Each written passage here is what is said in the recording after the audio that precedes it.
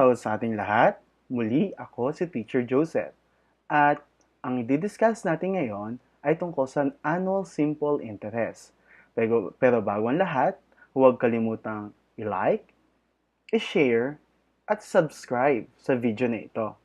I-share ang video na to para matutunan at malaman ng ibang mga Pilipinong gustong matuto ng mathematics.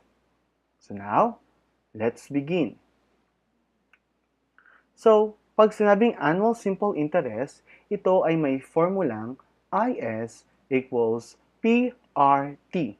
Nang ibig sabihin, IS equals simple interest. P equals principal or the amount invested or borrowed. R equals simple interest rate. And T equals term or time in years. Halimbawa, a bank offers 0.25% annual simple interest rate for a particular deposit. How much interest will be earned if 1 million pesos is deposited in the savings account for 1 year? Isa sa mga sekreto para madali mong maintindihan ang problema ay basahin mo muna ito ng buo at tignan kung ano ang tinatanong. Ang tanong, how much interest will be earned if 1 million pesos is deposited in the savings account for 1 year? So matapos mo itong mabasa, isulat mo muna lahat ang mga given. So ang ating principal ay 1 million pesos base sa problem na ito. Then, ang rate natin ay 0.25%. So ito ay rate, hindi I. Next, we have 0.25% and then for the time, we have 1 year. Next, after mo magawa yan o masulat lahat ng given, isulat mo muna ang formula. Matapos mong isulat ang formula, isubstitute mo ang mga given o formula base sa letters nito. So, we have P, we have R, and we have T. Then, we have 1 million, 0.0025, and 1. Alam ko na alam nyo paano ito naging 0.0025.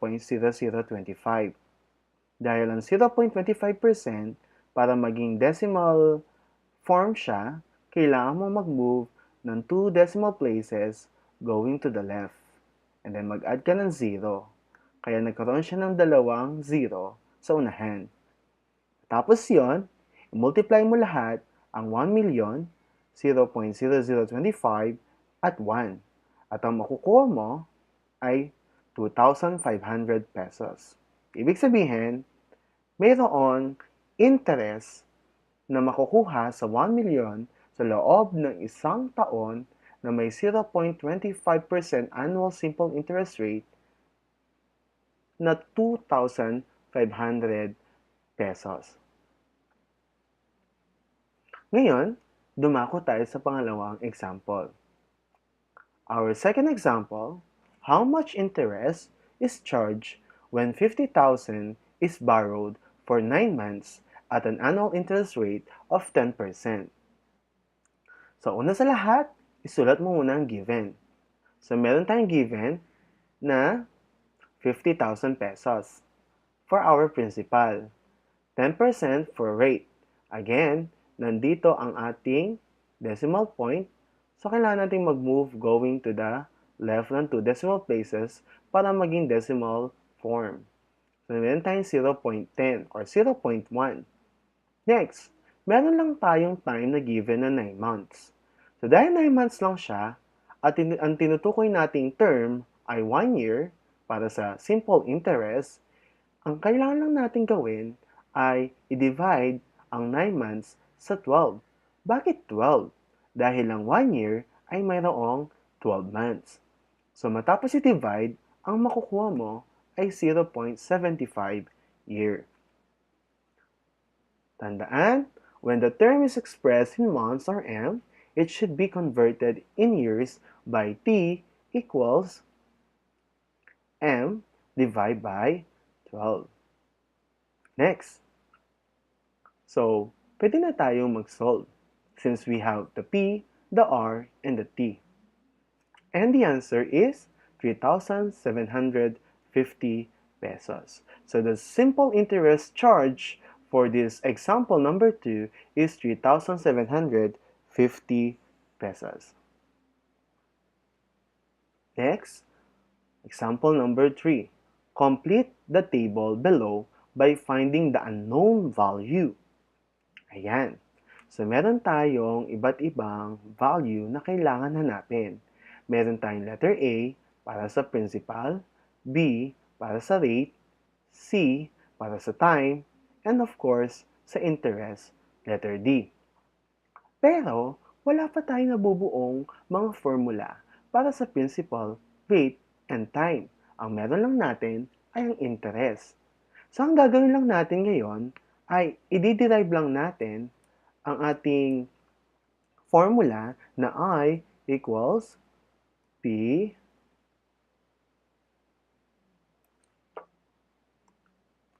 R T at gawin natin o hanapin natin ang principal. So una, we have principal. Para ma-cancel ang RT, divide natin by RT. So ika-cancel ko to. Therefore, this implies that P equals I over RT.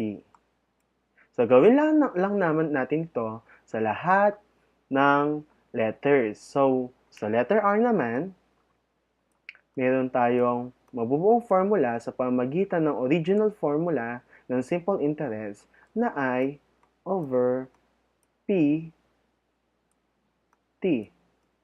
At, lastly, for letter T or term, meron tayong mabubuong formula na I over PR. So, dahil dyan, nagkaroon tayo ngayon ng tatlong formula galing lamang sa isang formula kanina by derivation. With that, we can now solve for P, for the R, or rate, and for the time, or T. Let's start with the unknown principal. So, for the unknown principal, meron tayong P equal IS over RT. So, P equals 1,500 base sa given over 0.025 times 4. Ang una mong gawin dyan ay i-multiply mo muna ang 0.25 at 4. Matapos mo i-multiply, i-divide mo ito sa 1,500. Or i-divide mo ang 1,500 doon sa product ng 0.025 times 4. At ang makukuha mo ay 15,000 pesos. For letter B, the unknown rate. Next, for letter B naman, ay ang rate. Sa rate, meron tayong IS over PT. So, ang given na IS or interest ay 4,860. Ang principal ay 36,000 at ang time is 1.5. So, ang gagawin, multiply muna ang mga denominators. Matapos makuha ang product, divide ang 4,860 sa product ng dalawa ito o ng P at ng T. At ang makukuha mo ay 0.09. But, this is not the final answer. Kailangan mo siyang i-turn into percent. So, para maging percent yan, mag-move ka lang ng 2 decimal places going to the right. And just put the symbol for percent. Pangatlo, unknown time. Sa unknown time naman, pardon me for this, so this is a time. So letter T yan, okay? For this one, IS over PT. Ang interest natin ay 275. At ang ating principal ay 250,000 or rather million, 250,000. Sorry. And meron tayong time na 0.005. rate pala ito, no? So, rate na 0.005. Multiply ang dalawa to get the product. Pagkakuha ng product, i-divide ng 275 sa product ng P at ng R. Therefore, kapag nakuha mo na yan, ang makukuha mo ay 0.22 year. Okay? And the last, for letter D. Of course, ito na yung basics sa inyo. I equals PRT. P na given ay 500,000, R or rate 0.125 at time na 10. Kunin mo lang ang product ng tatlo at ang makukuha mo ay 625,000. So magbigay tayo ng ibang halimbawa. When invested an annual interest rate 7%, the amount earned 11,200 of simple interest in 2 years. How much money originally invested? So, base sa tanong, how much money originally invested? So, pag sabing originally invested, tinutukoy nito ang principal. So, alam natin na ang given na 11,200 ay ang interest. Ang 7% ay ang rate at ang 2 years ay ang time. So, ang kinukuha natin ngayon ay ang principal. So, base sa formula natin kanina, ang principal ay may formulang P equals I over RT. Then, just solve. Just put all the given numbers to the formula. At ang makukuha mo ay 80,000. Example number 5.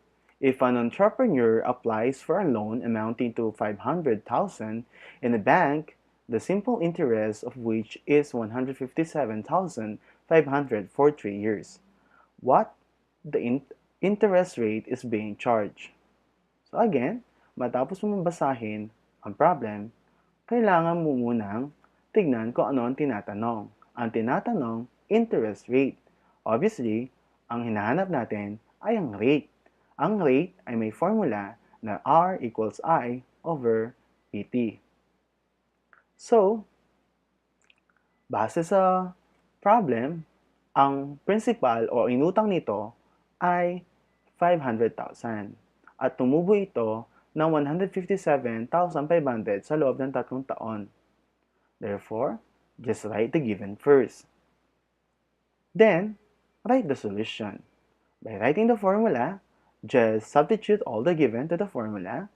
Then, again, multiply this one, get the product. After getting the product, divide this one to the product of P and T. Huwag unahin ito sa pagdi-divide sa 157,000 dahil mag-iiba ang answer mo. Matapos iyon, ang makukuha mo ay 0.105. Then, para maging percent ito, just move again 2 decimal places going to the right. So, ang point ay mapupunta sa 10.5. Then, huwag kalimutan ang percentage sign. So, hanggang dun na muna ang ating pag-aaralan pagdating sa simple interest. Our next topic is all about maturity value or future value. With that, huwag kalimutang i-like, i-share, at mag-subscribe. I-share ang video na to para malaman ng ibang mga Pilipinong gustong matutunan ang mathematics. At sa bandang huli, kung gusto niyo mag-request ng ibang mga lesson o mga lesson na nahihirapan kayo at gusto niyo matutunan pagdating sa mathematics, i-comment lamang sa baba para nang makita ko at malaman kung ano ang mga topic na gusto kong i-discuss sa inyo. With that, thank you very much for your listening.